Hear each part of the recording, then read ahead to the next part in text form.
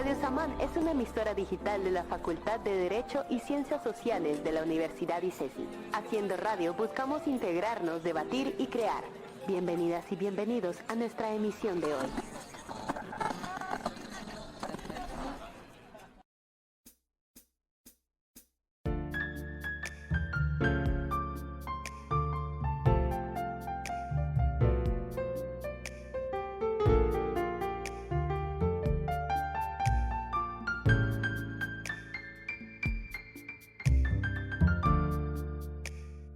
Raras, pero no invisibles. Un espacio para voces colectivas.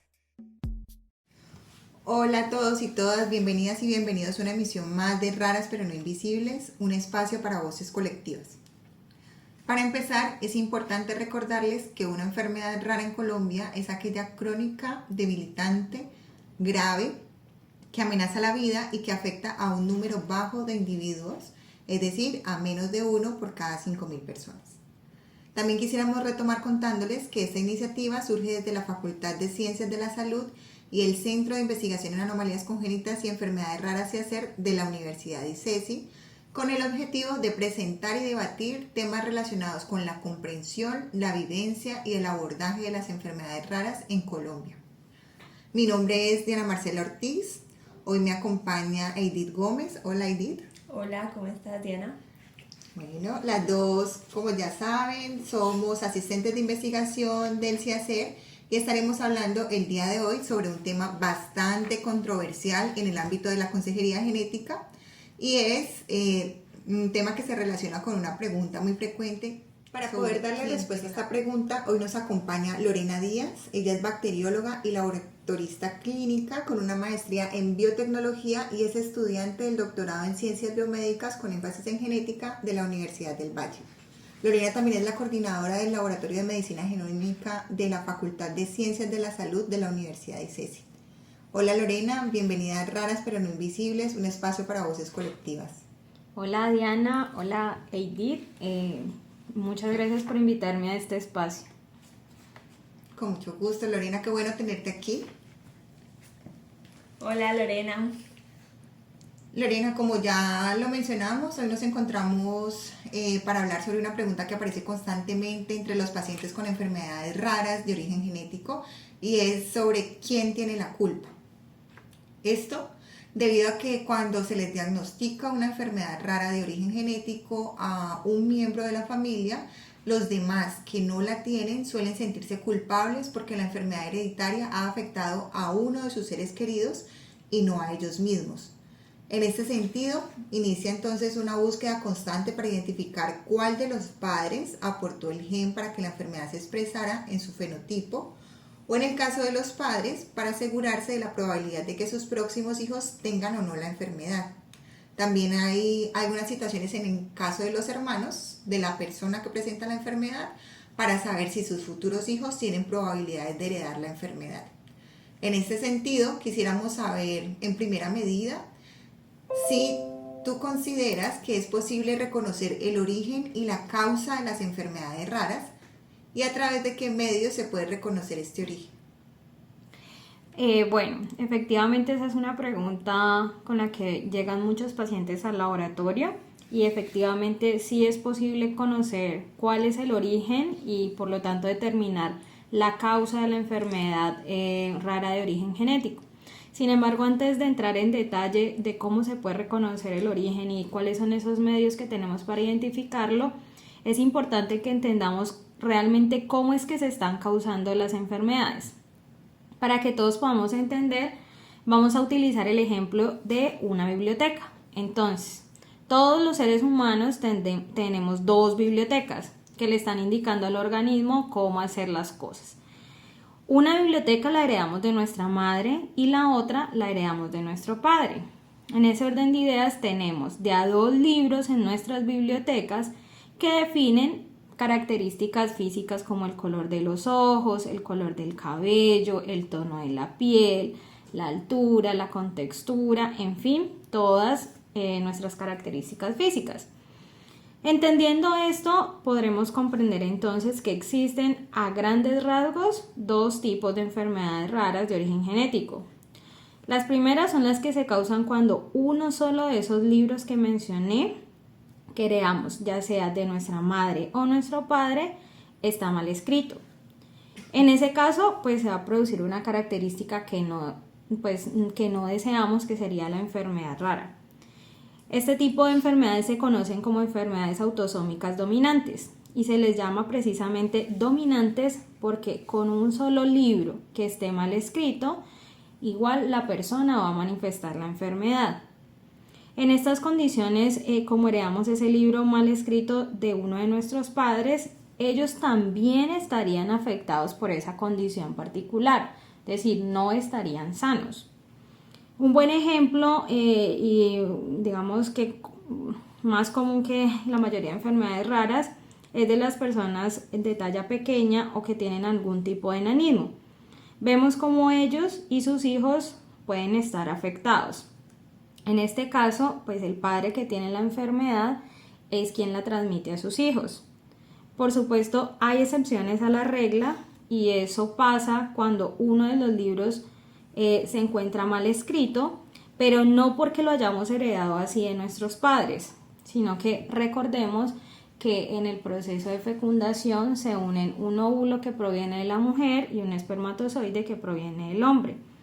En esa unión, donde cada uno va a aportar un libro, ¿cierto?, para el nacimiento de este nuevo ser, ninguno de los dos estaba mal escrito, pero en esa unión resultó un error.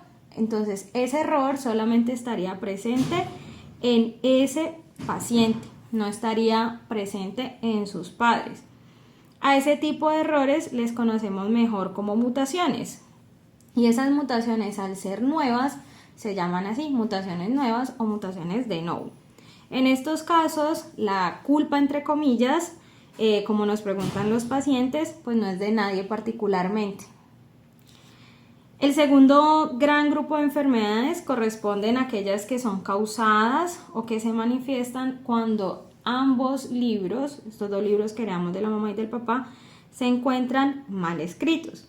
Este tipo de enfermedades se reconocen como enfermedades autosómicas recesivas y se les llama así recesivas porque para que ocurra la enfermedad, o sea, para que la persona se enferme, obligatoriamente deben estar mal escritos los dos libros, los que heredamos, el que heredamos de la mamá y el que heredamos del papá.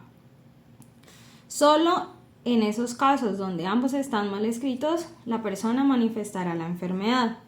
Entonces muchas veces nos preguntan, ¿por qué mis papás no están enfermos y yo sí? Y la respuesta es que en este tipo de enfermedades, pues ellos tienen un libro que está bien escrito y ese solito libro que está bien escrito les alcanza para que sean sanos, ¿sí? Entonces ellos, cada uno de nuestros padres en estas enfermedades tendrá un libro bien escrito y el otro mal escrito. Por lo tanto, los papás se reconocen como portadores, es decir, ellos son sanos, pero portan una mutación que cuando tienen un hijo y le pasan ambos ese libro mal escrito, pues van a ocasionar la enfermedad. Sin embargo, pues los portadores, no manifiestan las enfermedades.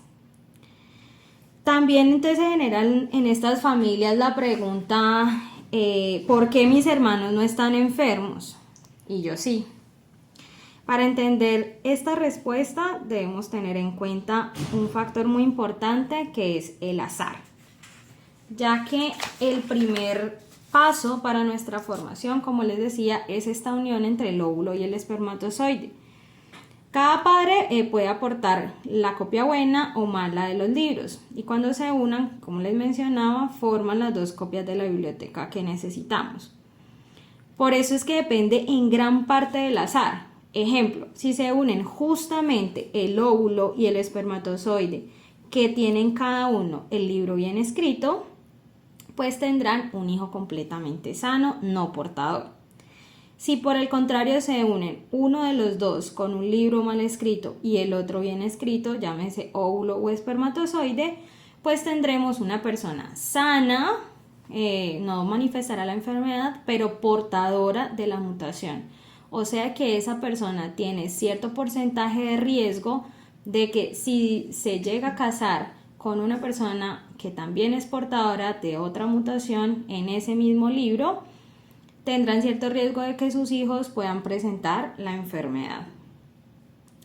Y si por azar se unen el óvulo con el libro mal escrito y el espermatozoide con el libro mal escrito, pues generará una persona que sí manifiesta el fenotipo, es decir, una persona con la enfermedad.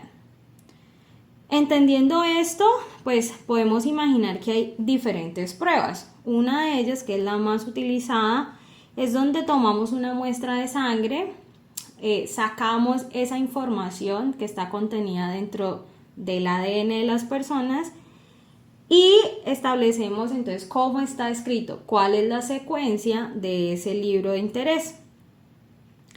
En ese sentido, pues determinamos si hay o no errores en la secuencia del ADN, es decir, si existen mutaciones o no y en qué personas estarían presentes. Entonces, generalmente cuando viene un paciente no solamente le hacemos una prueba diagnóstica a él, sino que es importante hacérsela a sus padres, que se llama estudio de portadores y le sirve mucho para hacer consejería genética estos resultados, a los hermanos de ese paciente para saber si también son portadores o si definitivamente no tienen ningún error en esa secuencia, y demás familiares que quieran hacerse un estudio pues para saber si portan o no las mutaciones. Listo, Lorena, muchas gracias por tu amplia explicación acerca de la herencia en las enfermedades raras de origen genético. También surge otra pregunta y es si existen otros factores que puedan incidir en nuestros genes y en su expresión. Sí, pues claramente hay otros factores por fuera de los que hemos hablado, que son el factor de la herencia genética, que puede afectar la expresión de ciertos genes. Hay un ejemplo que es muy fácil de entender porque es una enfermedad que suele ser común y es el del cáncer esporádico. Normalmente se reconocen dos tipos de cáncer, uno que es el cáncer familiar y el otro es el cáncer esporádico. ¿En qué se diferencian? Hablamos de cáncer familiar cuando, por ejemplo, tenemos varios miembros de una misma familia que están afectados por un mismo tipo de cáncer. Por ejemplo, cuando más de un miembro tiene cáncer de mama, cáncer de estómago, cáncer de páncreas, en fin, una sola familia afectada con un solo tipo de cáncer. Usualmente pues este cáncer se relaciona con mutaciones que son heredadas pues de una generación a otra. Sin embargo, digamos que lo más común es que el cáncer se deba a mutaciones que no son heredadas de una generación a otra. Y este cáncer se conoce como cáncer esporádico. Entonces, un solo miembro de la familia está afectado y usualmente esta afectación se debe a mutaciones que ocurren cuando envejecemos. Entonces, ¿qué está ocurriendo? ¿Por qué se causan estas mutaciones? Uno, como ya lo dije, el envejecimiento es una causa porque a lo largo de la vida vamos acumulando mutaciones que se pueden manifestar en nuestra vejez como cáncer. Y el otro es pues por contacto con sustancias cancerígenas. Ejemplo, pues contaminantes ambientales como el asbesto o la nicotina que está presente en los cigarrillos, en fin, una gran cantidad de sustancias que pueden ocasionar estos cambios y la persona termina desarrollando cáncer. Otro factor que también se ha estudiado son los estilos de vida poco saludables, el consumo de azúcares, estudios recientes, el consumo de nitratos y nitritos que están presentes en los embutidos. Entonces todos estos factores también pueden repercutir en la aparición de ciertas enfermedades. Vale, Lorena. Lorena, dentro de lo que nos has manifestado, has mencionado el asesoramiento genético, que hasta donde tenemos entendido busca ofrecerle a las familias opciones como el diagnóstico prenatal o en el caso de las personas que ya viven con una enfermedad, brindarles una atención por junta multidisciplinaria con el fin de mejorar la calidad de vida mediante un tratamiento integral. Pero digamos que nuestra pregunta gira en torno a si esto sucede en la vida real, en el cotidiano. Si las personas logran acceder, por ejemplo, a ese asesoramiento genético o a estas pruebas que tú mencionaste como la prueba de portadores? ¿Qué tan fácil es acceder a esto? Bueno, yo creo que es peligroso generalizar en este sentido porque las condiciones sociales, culturales, bueno, realmente socioeconómicas, culturales de todos los pacientes, pues no se pueden generalizar. Pero digamos que en mi experiencia sí he podido identificar varias limitantes que son comunes a la mayoría de los pacientes que tienen enfermedades raras y pues a sus familias. La primera y más grande limitante que hemos podido identificar desde el CIASER es el desconocimiento que se tiene en general por el personal médico de las enfermedades raras, cuál es su origen, cómo se clasifican, cuáles son las más frecuentes entre las raras pues, en nuestro medio. Entonces son pacientes que siempre nos cuentan que visitan muchísimos médicos, nadie les da con el diagnóstico, no les mandan pruebas diagnósticas, incluso han perdido tiempo, recursos, esfuerzos en encontrar medicinas alternativas que les prometen ser básicamente la solución a todos sus problemas. Por eso es tan importante la gestión de formación que realizamos desde el CIASER.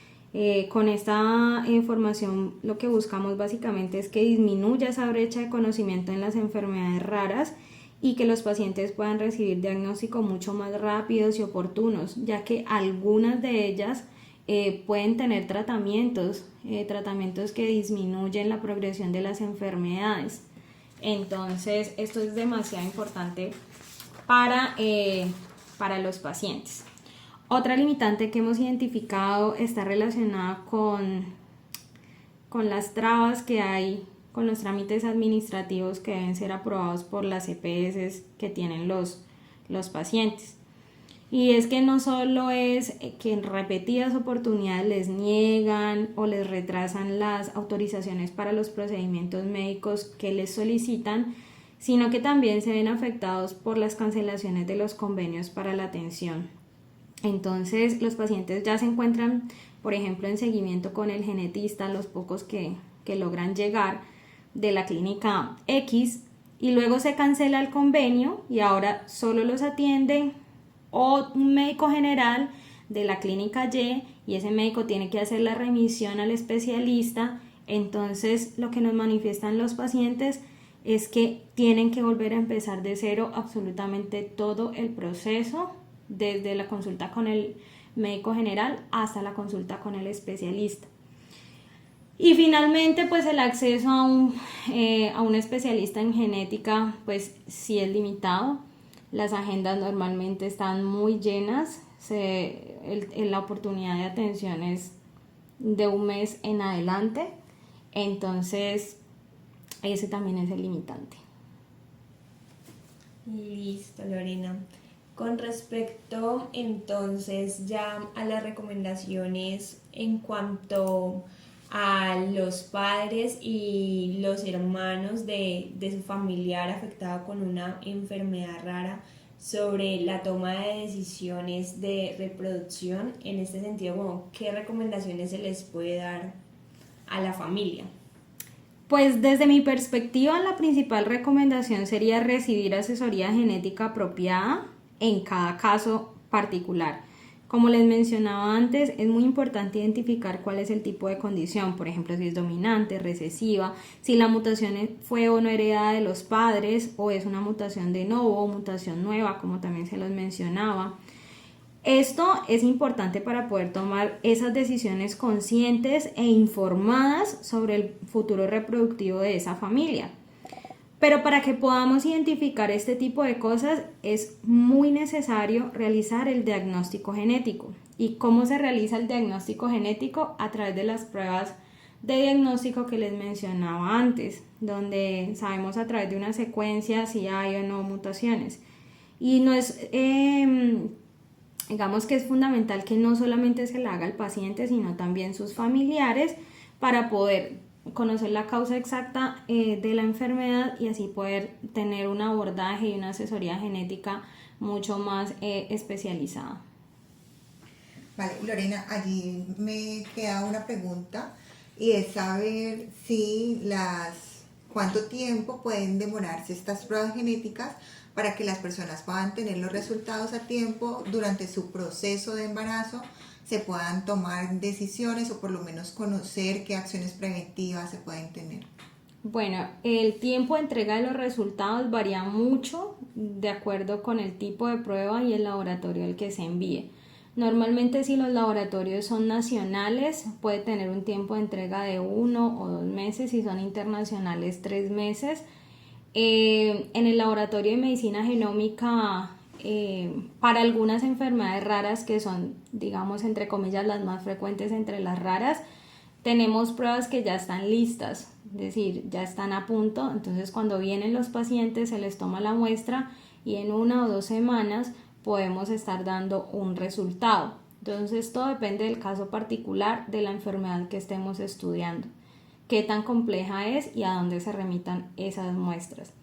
Idealmente los resultados se envían no a los pacientes, sino al médico tratante, en este caso los genetistas, para que puedan hacer una interpretación de esos resultados y durante la cita médica puedan hacerle la interpretación de los resultados a los pacientes, ya que sabemos que utilizamos términos complejos que no son fácilmente entendibles por una persona que no tenga formación en salud.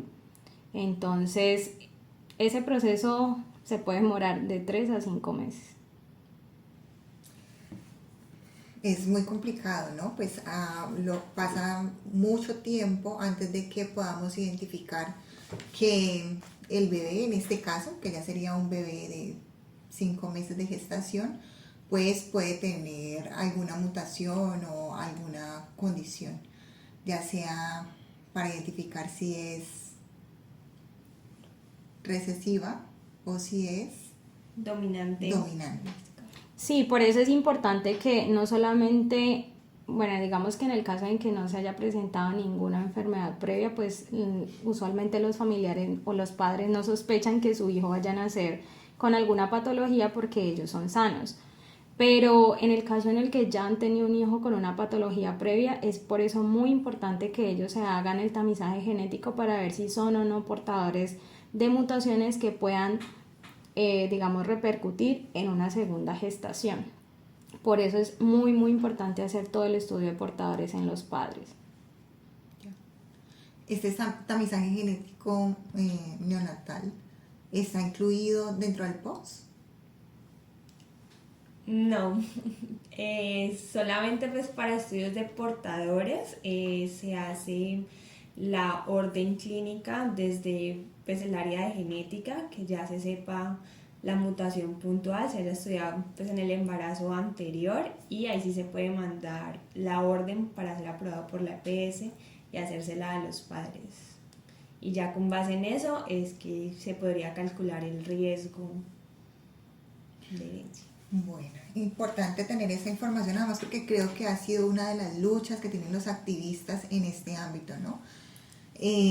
Bueno, Lorena, creo que has sido muy clara en tus respuestas. Agradecemos, sabemos que es un tema que tiene bastante tela por cortar, que no es tan fácil o accesible para todos debido a los términos que se manejan, pero queremos sobre todo resaltar que has tenido toda una manifestación muy amigable para poder entenderse fácilmente. No, gracias a ustedes por invitarme, y dejamos la puerta abierta desde el Laboratorio de Medicina Genómica para que los pacientes que tengan enfermedades raras y tengan dudas, inquietudes o bueno, que quieran aclarar algún concepto y no estén seguros a quién preguntar, pues se sientan tranquilos de dirigirse a nosotros. Mi correo electrónico es ll de Lima, L, Díaz con Z, @icesi.edu.co. Me pueden escribir y con todo gusto pues podemos responder a sus inquietudes. Listo, muchas gracias, Lorena. Bueno, como ya lo mencionaba también Diana, pues se ha discutido un tema muy importante, muy amplio en torno a todo lo que tiene que ver con las enfermedades raras, sobre todo las raras pues de origen genético, y pues nos llevamos una conclusión de todo este encuentro, y es pues la importancia de tener un asesoramiento genético en el cual pues se pueda resaltar y hacer énfasis en toda la explicación con respecto a los temas de riesgo de herencia, para de este modo poder tomar acciones pues preventivas y sobre todo la planificación de los embarazos, que es importante pues resaltarlo. También es muy importante señalar que pues, si todo esto no es posible y nos enfrentamos a la vivencia de un diagnóstico de enfermedad rara de origen genético, es muy importante que, aunque la pregunta inicial fue ¿quién tiene la culpa?, reconocer que en estos casos pues nadie tiene la culpa como tal, y que en muchas ocasiones es resultado del azar. Así es, Edith. Y Lorena. Bueno, Lorena, queremos agradecerte de nuevo por aceptar la invitación y participar de este espacio de Raras pero no Invisibles. Ha sido una conversación muy enriquecedora. También queremos agradecer a las personas del equipo de producción y a todas las personas que hacen posible el funcionamiento de Radio Samán, así como a toda la audiencia por acompañarnos. Los invitamos entonces a sintonizar nuestras próximas emisiones y a escuchar los nuevos podcasts en el canal de YouTube de Radio Samán. Recuerden seguirnos en nuestras redes sociales en Facebook, Cómo Se Hacer, y les recuerdo el correo de Lorena es lldiaz@icesi.edu.co. Muchas gracias por su compañía, que estén muy bien. Muchas gracias. Hasta luego.